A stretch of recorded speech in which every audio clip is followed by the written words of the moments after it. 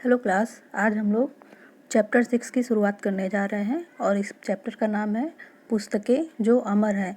इस कहानी में बताया गया है कि पुस्तकें जो होती हैं यानी किताबें जो होती हैं उनका महत्व कभी कम नहीं होता और वो अमर इसलिए हैं क्योंकि हम जितना भी उनको पढ़ें और जितनी बार भी पढ़ें कुछ नई जानकारियाँ, नए ज्ञान हमको हमेशा होते रहते हैं और इनमें लिखा हुआ कभी भी समाप्त नहीं होता है। तो पुस्तकों का हमारे जीवन में, किताबों का हमारे जीवन में बहुत महत्व है।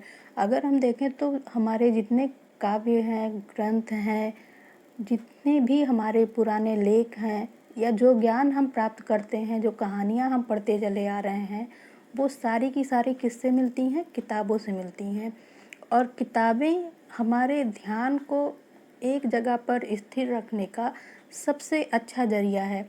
अगर हम किताबों के अलावा किसी और साधन के द्वारा ज्ञान प्राप्त करते हैं, जैसा कि आजकल के युग में मोबाइल के द्वारा या टीवी के द्वारा हम पढ़ते लिखते हैं, तो हमारा ध्यान कहीं ना कहीं ज़रूर भटक जाता है आवाज़ों के द्वारा।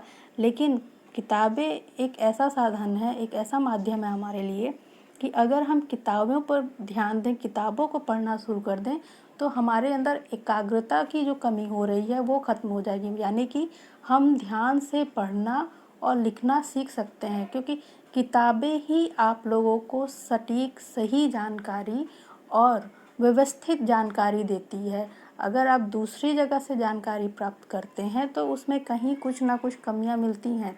हालांकि ये है कि किताबों को लिखने वाले लोग अलग अलग होते हैं, अपने अपने हिसाब से लोग उसमें जानकारी देते हैं, लेकिन फिर भी आज तक की जो भी जानकारी मनुष्य प्राप्त कर रहा है वो किससे प्राप्त कर रहा है? किताबों से कर रहा है। और अगर ये किताबें नहीं होती तो शायद हमें पता न चलता कि हमारा इतिहास कैसा था, पहले के लोग कैसे थे, या पहले जो भी अध्ययन हुए हैं, जो आविष्कार हुए हैं, आप ध्यान देंगे उनको लिख कर रखा गया ताकि वो आगे भविष्य के लिए सुरक्षित रह सकें। तो इसलिए किताबें हमारे जीवन का एक महत्वपूर्ण अंग है। कहा जाता है कि अगर आपको अपने दिमाग को प्रोग्राम करना है या कल सुबह के लिए कोई तैयारी करनी है या नींद नहीं आ रही है आपको, तो सोते समय आप किताब पढ़िए, आप पुस्तक पढ़िए। उससे न केवल आपका दिमाग जो होता है वो रिफ़्रेश होता है, बल्कि पॉजिटिव एनर्जी भी गेन करता है। सोते समय आप जितनी पॉजिटिव चीज़ पढ़ेंगे, सुनने से बेटर है, कुछ देखने से बेटर है कि आप पुस्तक, आप किताब लीजिए, कहानी लीजिए, कुछ भी पढ़िए, लेकिन उसके अंदर का मैसेज जो हो वो आपको पॉजिटिव मिलना चाहिए। क्योंकि सोते वक्त जो आप सोचते हैं वही दूसरे दिन आपके दिमाग में चलता है, वही चीज़ आपके दिमाग में चलती है और उसी के अनुसार आप अपने दिनचर्या की शुरुआत करते हैं। इसलिए कहा गया कि रात को सोते वक्त आपको किताबें पढ़नी चाहिए और अच्छे ज्ञान की किताबें पढ़नी चाहिए जो आपके अंदर पॉजिटिव एनर्जी को इन्हेंस करे, पॉजिटिव एनर्जी को आपके अंदर लाए और आप दूसरे दिन अपने दिन की शुरुआत बहुत अच्छे तरीके से कर सकें। इसीलिए किताबों को अमर कहा गया है। आइए देखते हैं इस कहानी में क्या लिखा गया है। कोई 2000 वर्ष हुए शी हांग ती नाम का एक चीनी सम्राट था। उसे अपनी प्रजा से एक अजीब नाराजगी थी कि लोग पढ़ते क्यों हैं और जो लोग किताब पढ़ नहीं सकते वे उन्हें सुनते क्यों हैं। उन्हें विश्वास नहीं था कि अगर अब तक जो पुस्तकें लिखी गई हैं वे चाहे इतिहास की हो या दर्शन शास्त्र की या फिर कथा कहानियों की, उनमें उसके और उसके पूर्वजों का ही तो गुणगान किया गया है। कौन जाने ऐसे लेखक भी हों जिन्होंने सम्राट को बुरा भला कहने की हिम्मत भी की हो। ही सांग का तुक्ति का कहना था कि प्रजा को पढ़ने और उन बातों से क्या मतलब है, उसे तो चाहिए कि कसकर मेहनत करे, चुपचाप राजा की आज्ञा का पालन करती जाए और कर चुकाती रहे। शांति तो बस ऐसे ही बनी रह सकती है। तो इसके पीछे मतलब क्या होता था राजाओं का कि अगर प्रजा के पास हर चीज़ का ज्ञान पहुंचने लगता था तो प्रजा क्या करती थी? विद्रोह करती थी। विद्रोह को दबाने का सबसे अच्छा जरिया क्या था कि उनके पास वो ज्ञान ना पहुँचे जिसके द्वारा उन्हें पता चले कि राज्य में हो क्या रहा है। आपने देखा होगा कि जब आज़ादी का समय था, जिस समय लोग स्वतंत्रता के लिए लड़ रहे थे, उस समय जो अंग्रेज थे उन्होंने मीडिया पर, उन्होंने किताबों पर प्रतिबंध लगा रखा था। क्यों लगा रखा था?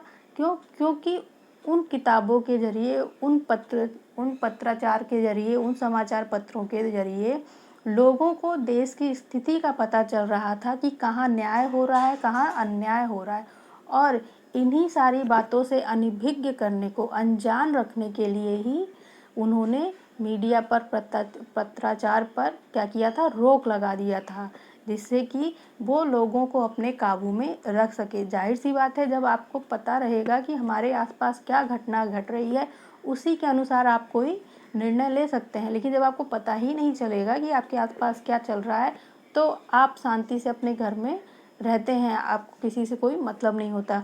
तो इसलिए किताबों का, कहानियों का, समाचार पत्र का हमारे जीवन में बहुत महत्व है, और किताबें तो हमारे जीवन का सबसे महत्वपूर्ण अंग है।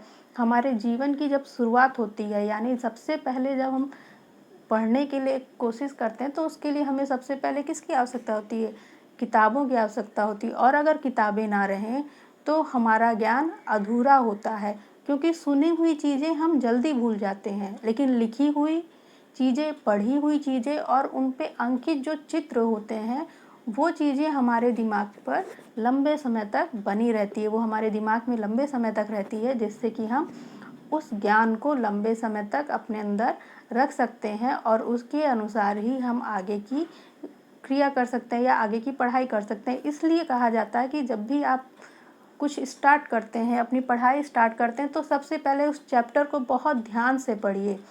जब आप उस चैप्टर को ध्यान से पढ़ते हैं, तो जो छोटी छोटी चीज़ें मिसिंग हो जाती हैं, जो अब आप नहीं पढ़ते हैं तो छोटी छोटी चीज़ें मिसिंग हो जाती हैं, और कोई जब आपको उसके बारे में समझाता है तो वो बात समझ में नहीं आती है। इसलिए कहा जाता है कि हमेशा अपने बुक का एक चैप्टर ज़रूर ही आपको पढ़ के रखना चाहिए, क्योंकि जब दूसरे दिन आपके क्लास में उस चैप्टर की शुरुआत हो, तो आप उस चीज़ को अच्छे से समझ सके। फिर क्या था, उसने आदेश दिया कि सब पुस्तकें नष्ट कर दी जाएं। उन दिनों पुस्तकें ऐसी नहीं थी जैसे कि आज होती हैं।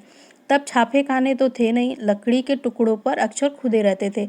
अब देखिए, यहाँ पर बताया गया कि पहले के ज़माने में छापे खाने यानी कि प्रेस नहीं था, जैसे कि आज की बुक्स हमें मिलती है, किताबें मिलती हैं तो छपी हुई मिलती हैं। पुराने ज़माने में पुस्तकें किस रूप में सुरक्षित की जाती थी, वो लकड़ी के टुकड़ों पर अक्षर को खोद कर लिखते थे। जैसे आपको अगर पेंटिंग करनी हो किसी लकड़ी पे, तो पहले आप उसको कुरेदते हैं, खोदते हैं, उसमें डिज़ाइन बनाते हैं, फिर उसमें पेंटिंग करते हैं। ठीक इसी प्रकार से पहले जो लकड़ियाँ होती थी, उन पर खोद खोद कर अभिलेख या उन पे जानकारियाँ लिखी जाती थी। या आपने देखा होगा पत्थरों पे, जो शिलालेख कहे जाते हैं, पत्थरों पे भी लिखा जाता है, और किस तरह से उन पे कारीगरी की जाती है, उनमें छेद किए जाते हैं, उनमें हल्का हल्का स्ट्रोक दिया जाता है, जिससे कि अक्षर उसमें उभर के आते हैं।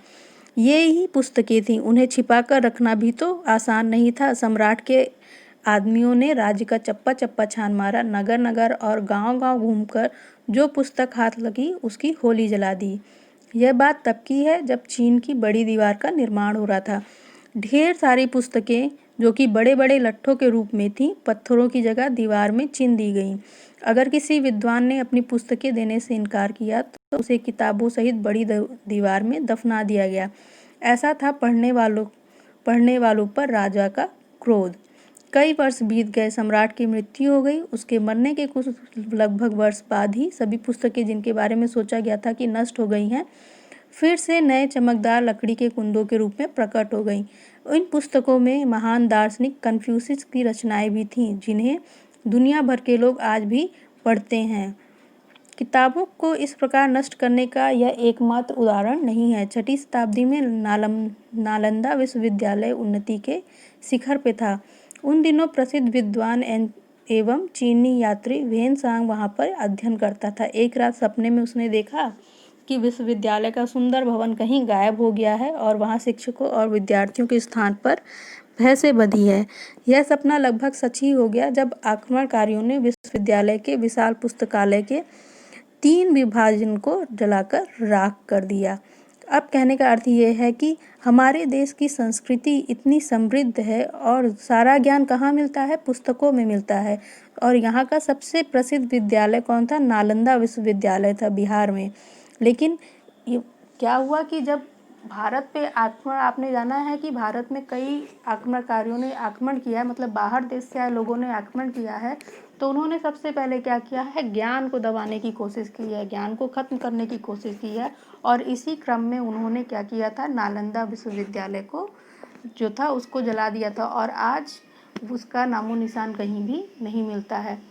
तो हमारे जीवन में पुस्तकें इतनी महत्वपूर्ण हैं। अगर ये बात इस पुस्तक में नहीं लिखी होती तो शायद आप भी नहीं जानते कि नालंदा हमारे ही विश्व की, हमारे ही देश की एक प्रमुख धरोहर थी, और इतना प्रसिद्ध थी, इतना प्रसिद्ध विद्यालय था वो, कि चीन जैसे देश से भी लोग, दूर दूर देशों से लोग आकर वहाँ पर अध्ययन प्राप्त करते थे। इतनी ज्ञान की पुस्तकें थीं।